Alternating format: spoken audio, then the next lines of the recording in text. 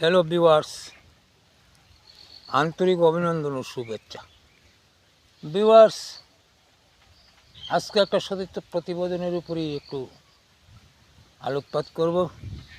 সেটা হলো, আমি আগে আমার এপিসোডগুলিতে বলেছি যে পাক বাহিনী আমাদের উপরে আকস্মিক হামলা করেছে হাট বাজারগুলিতে।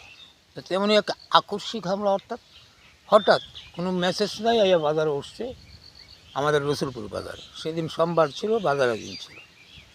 তো এরা গোদারাঘাটে যখন আসছে, তখনই বাজারের আমরা যারা স্বাধীনতাকামী মানুষ তারা সাইড হয়ে গেছি, আর যারা মুসলিম লীগকে সমর্থন করতো বা রাজাকার ফাজাকারের আত্মীয় স্বজন তারা বাজারে ছিল।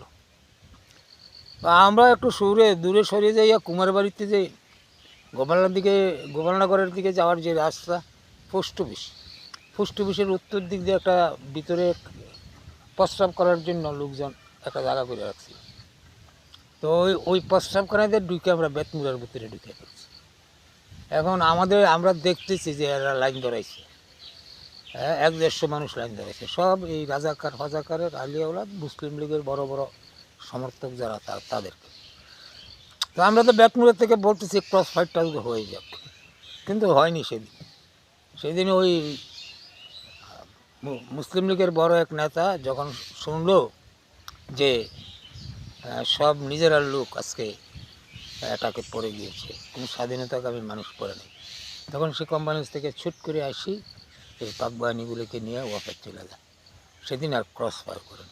তো বন্ধুগণ, আমি যা বলছি তা তো সতীর্থ প্রতিবেদন। রসুলপুরের বাজার জায়গায় আছে, লোকজন আছে যে এইভাবে একটা আকস্মিক আক্রমণ হয়েছে।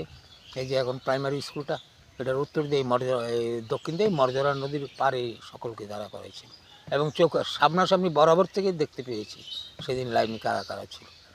তো এই এপিসোডটা লম্বা নয়, সত্য প্রতিবেদন, সকল কিছু এরকম শত শত এপিসোড আছে, দেব ইনশাল্লাহ একের পর এক।